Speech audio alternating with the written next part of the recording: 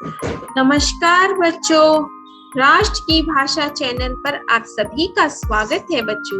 तो आज की कक्षा में बच्चों हम पढ़ने जा रहे हैं एनसीईआरटी रिमझिम पाठ्य पुस्तक कक्षा चौथी से पाठ 13 भाग 1 हम पहले ही पढ़ चुके हैं और आज की कक्षा में हम भाग 2 पढ़ेंगे। इसमें हम पाठ्य पुस्तक का अभ्यास कार्य करेंगे।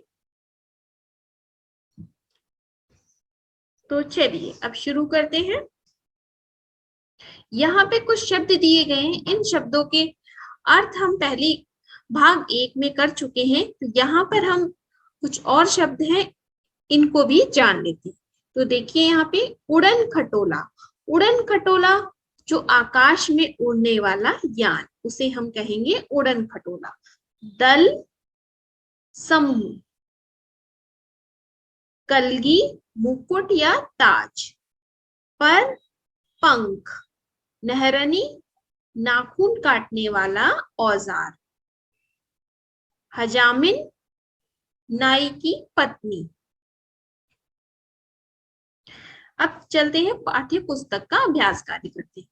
तुम्हारी समझ, तो ये प्रश्न अभी हम आगे करेंगे, पहले हम ये कर लेते हैं। मैंने जाना, तो यहाँ पे दिया गया है इस पाठ को पढ़ने के बाद आपने क्या चीज सीखी या क्या चीज आपको पहले से, कौन सी चीजें आपको पहले से पता थी। तो पाठ में से ऐसे शब्दों की सूची बनाओ जो पक्षियों के लिए इस्तेमाल होते हैं। यानी हमने जो पाठ पढ़ा तो उसमें ऐसे कुछ शब्द हैं जो सिर्फ पक्षियों के लिए ही प्रयोग किए जाते हैं। जैसे जानती थी, तो आप ऐसी गिद्ध, हमने पाठ में गिद्ध का नाम सुना, तो गिद्ध आप पहले से जानते थे या नहीं? तो मैं जानती थी। तो ये चीजें आपको अपने आप स्वयं करनी है। आप यहाँ से एक देख सकते हैं कि आपको ये किस तरीके से करना है। पंख, आपने पहले पंख के बारे में अगर सुना था तो आप लिखिए। चोंच, और भी चीजें हैं जो आप अगर जानते थे तो वो लिख सकते हैं। उसके बाद पढ़कर मालूम हुआ, जब हमने ये पाठ पढ़ा उसके बाद हमें ये पता चला। हुदहुद पक्षी के बारे में हमें इस पाठ में पता चला। उसकी कलगी के बारे में इस पाठ में पता चला। चोटी, उसके बारे में भी इस पाठ में ही हमें पता चला। उसके बाद है जानना चाहती हूँ। अब हम और इन पक्षियों के बारे में या इन चीजों के बारे में और अधिक जानना चाहते हैं। किन किन पक्षियों की कलगी होती है? तो जैसे हुदहुद की कलगी होती है, ऐसी हुदहुद के अलावा और कौन कैसे पक्षियों की कलगी होती है, तो वो मैं जानना चाहती हूँ या चाहता हूँ। उसके बाद है किस पक्षी की दुम कैसी होती है? दुम यानी जो उसकी पूंछ है वो और पक्षियों की कैसी होती है। उनका रंग और उनका आकार कैसा होता है, यानी जैसे हुदहुद की जो पूंछ थी, जो दुम थी, वो काले और सफेद कलर रंग की थी। ऐसे ही और पक्षियों की कैसे रंग की, कैसी आकार थी। कैसे, कहाँ से पता लगाओगे? अब यहाँ पे पूछा गया है कि आप अगर इन पक्षियों के बारे में ये सब जानना चाहते हो तो आपको कहाँ से पता करना होगा। तो एक तो हम अध्यापिका से पूछ सकते हैं, जो आपके अध्यापक या अध्यापिका कक्षा में पढ़ाती हैं, उनसे आप पूछ सकते हो अगर किसी भी पक्षी के बारे में, किसी चीज के बारे में जानना है। उसके बाद है स्कूल में हमारे बहुत सारे पुस्तकालय में बहुत सारी पुस्तकें होती हैं। उन पुस्तकों के बारे में भी हम उन पक्षियों के बारे में जो जानना चाहते हैं वो जान सकते हैं हम पढ़ करके। और पक्षी संग्रहालय, जो पक्षी संग्रहालय होता है बच्चों, जहां पर विभिन्न प्रकार के पक्षियों के बारे में जानकारी एकत्रित करके वहां पे रखी जाती, संरक्षण करा जाता है, यानी रखी जाती है। तो वहां से, और आजकल तो सभी कुछ भी अगर नहीं आता है या कुछ भी डाउट होता है तो हम कहाँ जाते हैं? सीधे गूगल बाबा के पास। तो वहां पर भी हम जान सकते हैं। तो ये आप स्वयं करेंगे। पाठ पढ़ने के बाद मैंने अपनी कॉपी में एक तालिका तैयार करो और उस तालिका में मालूम की गई जानकारी लिखो। यानी अपनी नोटबुक में इस तरीके का एक इंडेक्स तालिका बनाइए और उसमें वो जानकारी आप लिख सकते हैं। तो चलिए अब हम ये वाले प्रश्न उत्तर करेंगे। तुम्हारी समझ। हुदहुद को कहीं हजामिन चिड़िया और कहीं पदुवया के नाम से पुकारते हैं, क्यों? क्यों उसे पुकारते हैं? तो हुदहुद को हजामिन चिड़िया इसलिए कहा जाता है क्योंकि इसकी चोंच नाखून काटने वाली नहरानी या नेल कटर से बहुत मिलती है। पदुवया के नाम से इसलिए जाना जाता है क्योंकि यह दूब घास में कीड़ा ढूंढ लेती है, यानी जो दूब घास होती है उसके अंदर ये कीड़ा ढूंढती है बच्चों, इसीलिए इसे इन दोनों नामों से बुलाया जाता है। उसके बाद है वे कैसा भोजन खाते होंगे, यानी जो पक्षी है हुदहुद वो कैसा भोजन खाते होंगे, तो वे छोटे छोटे कीड़े मकोड़े खाते होंगे, यानी छोटे छोटे जो इंसेक्ट होते हैं वो खाते होंगे। चोंच से वे क्या काम ले सकते हैं, यानी उनकी जो चोंच है उससे वो क्या काम लेते होंगे, तो उनकी जो चोंच है बच्चों उससे वो क्या करते होंगे, घास में और मिट्टी के अंदर जो कीड़े मकोड़े हैं उन्हें निकालने का काम करते होंगे। और कभी कभी जब पक्षियों की आपस में लड़ाई होती है तो भी उससे लड़ाई करने में वो और एक दूसरे को उससे हानि पहुंचाते होंगे, ये काम भी करते होंगे ना। तो चलिए आगे चलते हैं। उसके बाद है अगर तुम्हें हुदूद को पहचानने में किसी की मदद करनी है तो तुम उसे कौन सी बातें बताओगे। 4-5 वाक्य लिखो, यानी अगर आपको हुदूद को डिस्क्राइब करना है, किसी को बताना है कि मैंने आज ऐसा पक्षी देखा इस तरीके का, तो कैसे करके आप बताओगे। तो आइए देखते हैं, और इस पाठ में भी अच्छे से बताया गया, आप वहां पर भी देख सकते हैं। तो हुदूद का सारा शरीर रंग बिरंगा और चटकीला होता है। पंख काले होते हैं, उस पर सफेद धारियां होती हैं। हुदूद की गर्दन और कलगी बादामी रंग की होती है, मगर कलगी के सिरे में काली सफेद धारियां बनी होती हैं। इसकी चोंच पतली, लंबी व तीखी होती है। तो इसकी ये जो चोंच है, ये इसके बारे में देखिए, तीखी, बहुत ही पॉइंटर की तरह ही होती है। तो ये हुदूद पक्षी है। अब देखते हैं आगे। अब कौवे या कबूतर को पहचानने के लिए 4 बिंदु लिखो, यानी कौवा या कबूतर इन दोनों पक्षियों को पहचानना है तो उसके बारे में 4 बिंदु यानी 4 वाक्य लिखिए। यह लिखने के लिए तुम्हें इन पक्षियों को कुछ समय तक गौर से देखना होगा, यानी अगर आपने कौवा या कबूतर को ध्यान से देखा है तो आप उसके बारे में लिख सकते हैं। तो देखिए कौवे के बारे में, रंग काला, कौवे का रंग कैसा होता है, काला होता है। उसका आकार कैसा होता है, बड़ा होता है, और वह काव काव करके बोलता है, और उसकी चोंच काली व लंबी होती है। अगर हम कबूतर के बारे में लिखना चाहें तो कबूतर राख के रंग का होता है। राख यानी जो ऐश कलर होता है उसे हम राख कहते हैं। उसमें गहरी ग्रे धारियां होती हैं। तो यहाँ पे देखिए इसके ऊपर ग्रे कलर की लाइंस होती है, धारियां, स्ट्राइक जिसे आप कहते हो। छोटा व गोल मटोल होता है।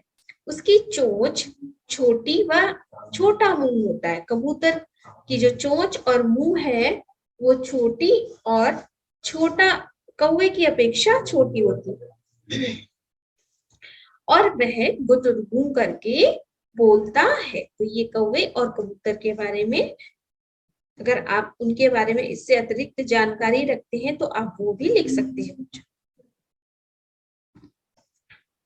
तुमने उसके बाद देखिए बातचीत, बातचीत यानी कन्वर्सेशन। जब हम तुमने हुदूद से जुड़ी एक कहानी पढ़ी, उस कहानी को बातचीत के रूप में लिखो।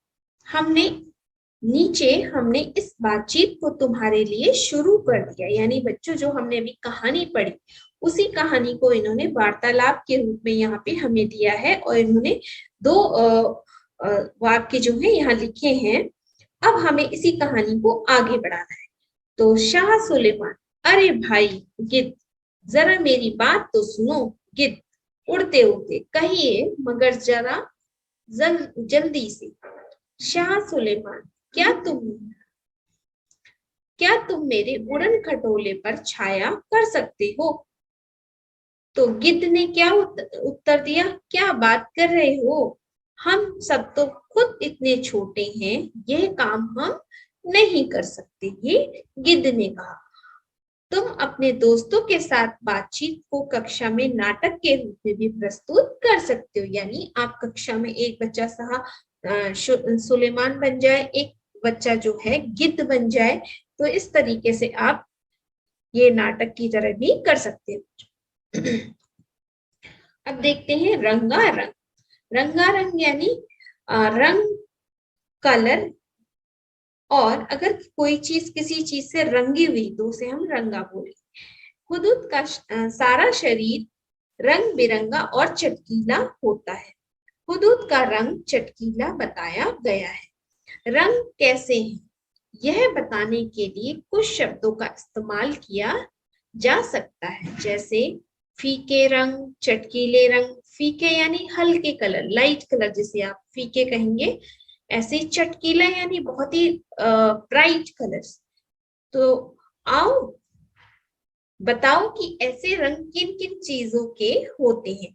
तो यहाँ पर उन्होंने कुछ हमें शब्द दिए हैं, गहरा, फीका, भड़कीला, सुनहरा। बच्चों, तो हमें इन शब्दों को सोचने के बाद सोचना है कि ऐसे रंग किस किस चीज के होते हैं। तो जैसे मैंने लिखा है गहरा काला, तो गहरा काला अगर हम देखेंगे तो हमारे जो बाल है उसका कलर क्या होता है, गहरा काला होता है। या फिर हम सड़क देखें तो सड़क का रंग भी गहरा काला होता है। अगर हम कौवे को देखें तो कौवे का रंग भी क्या होता है, काला होता है। तो मैंने यहाँ लिखा नहीं है, आप लिख सकते हैं। और भी बहुत सारी चीजें ऐसी हैं जिनका रंग बहुत काला होता है। तो आप उन चीजों के बारे में सोचिए और वहां लिखिए। उसके बाद देखिए फीका। फीका यानी हल्का, लाइट। तो पीला, तो मैंने फीका पीला लिखा है। तो फूल हो सकता है, बहुत सारे जो फ्लावर फूल होते हैं वो हल्के रंग के होते हैं, हल्के पीले रंग के, नॉट बहुत तेज जो पीला होता है वैसे नहीं। कपड़ा, कोई क्लॉथ भी हो सकता है हल्का पीला, है ना। और भी बहुत सारी चीजें आप देखिए अपने आसपास कौन सी ऐसी चीजें जो इन सब से मिलती जुलती हैं, और आप उनके नाम भी लिख सकते हैं।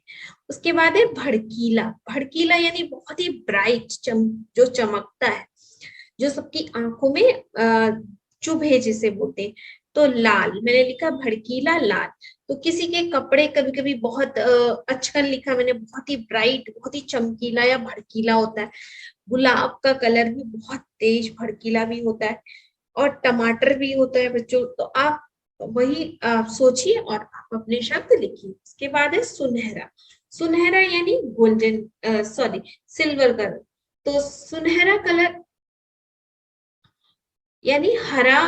तो मैंने लिखा सुनहरा हरा। तो तोता होता है, पत्ता भी होता है। आप भी सोचिए और कौन सी चीज होती है सुनहरी कलर की। अब देखिए यहाँ पे, यूनी ने आसमानी रंग की कमीज पहनी है। आसमानी रंग का नाम कैसे बना होगा, सोचो। यानी कुछ ऐसी चीजें हैं, कुछ ऐसे रंग हैं जिनके नाम चीजों के ऊपर रखे गए, जैसे बैंगनी। अगर हम बोलते हैं तो बैंगनी बैंगन से बना है, यानी बैंगन जो ब्रिंजल होता है उस कलर रंग से बैंगनी बना, उस सब्जी से। नारंगी, जो संतरा होता है, संतरे को हम नारंगी भी कहते हैं, तो उससे वो नारंगी शब्द बना है। हरा यानी पत्ता, या आसमान, तो आसमानी से बना है। ठीक है, आसमानी से आसमान। तो ऐसी फल, सब्जी, पत्तों आदि के नाम और भी आप सोच सकते हैं और लिख सकते हैं बच्चों। अब देखिए यहाँ पे, शाह सुलेमान की भेंट हुदूदों के मुखिया से हुई। मुझे मेरी बहन ने एक बहुत सुंदर भेंट दी। यहाँ पर अब शब्द एक है बच्चों और उसके अर्थ कितने हैं, दो। एक पहले वाक्य में यहाँ पे भेंट यानी उपहार देना, और एक भेंट का अर्थ होता है मुलाकात करना, यानी किसी से मिलना। तो ऐसे ही आपको चार वाक्य यहाँ पे सोचने हैं, शब्द सोचने हैं, और उनके अर्थ अलग होने चाहिए और उन्हें वाक्यों में प्रयोग आपको करना है। तो यहाँ पे मैंने कुछ वाक्य लिखे, आप अपने वाक्य भी सोचकर लिख सकते हैं। जैसे कि उदाहरण के लिए, सेब एक पौष्टिक फल है। अब फल शब्द मैंने यहाँ पे दिया है, देखिए फल मैंने यहाँ पे दिया, तो फल यहाँ पर एक फ्रूट्स के रूप में हो गया। ठीक है, अब बुरे काम का फल बुरा ही होता है। अब शब्द एक है लेकिन इसके जो अर्थ है दोनों अलग निकलते हैं, यानी आप जैसा करोगे आपको वैसा ही फल मिलेगा। उसके बाद है, मुझे एक गिलास जल चाहिए। तो देखिए जल यानी पानी। देखो कहीं हाथ जल ना जाए, तो यहाँ पे अब जल का अर्थ हो गया जलना बच्चों। देखो तो एक ही शब्द है लेकिन उसका जो अर्थ है वो अलग है यहाँ पे। हुदूद के पर सुंदर है, तो पर यानी पंख, तो पर का अर्थ और एक होता है पंख। आज, यहाँ पर एक आ की मात्रा आ गई है बच्चों, सिर्फ आज। आज का काम कल पर मत छोड़ो, यानी पर यानी इस, लेकिन या पर, तो अब इसका अर्थ हो गया अलग। देखिए, इसकी कलम सुंदर है, तो कलम यानी पेंसिल, जो पेन होता है उसे हम कलम कहेंगे। राजा ने चोर का सिर कलम करवा दिया। अब कलम का अर्थ यहाँ पे अलग है, कलम यानी कटवा देना।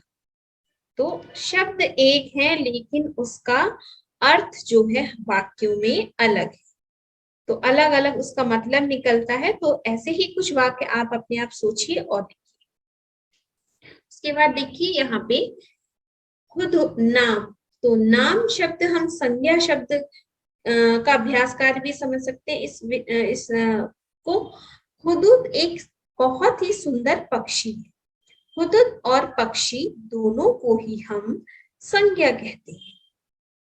अब दी गई तालिका को आगे बढ़ाओ, यानी यहाँ पर इन्होंने हमें दिया है संज्ञा के कुछ शब्द। अब कुछ शब्द हमें भी सोचना, जैसे कि उदाहरण के लिए बच्चों यहाँ पर हुदूद, तो हुदूद क्या है, एक पक्षी है।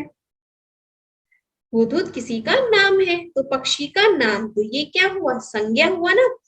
अब भारत, तो भारत एक देश का नाम है, तो ये भी संज्ञा। तो ऐसे ही अनार, अनार एक फल हुआ, फल का नाम, तो ये भी संज्ञा। ऐसे ही हमें कुछ शब्द सोचने हैं जो संज्ञा हो। अब मैंने यहाँ लिखा है गंगा और ये है नदी, तो गंगा भी संज्ञा है और ये भी संज्ञा है। अब यहाँ देखिए बस, तो बस जो है एक वाहन है जिसमें हम बैठकर यातायात का साधन है, तो बस भी संज्ञा है और वाहन भी संज्ञा है बच्चों।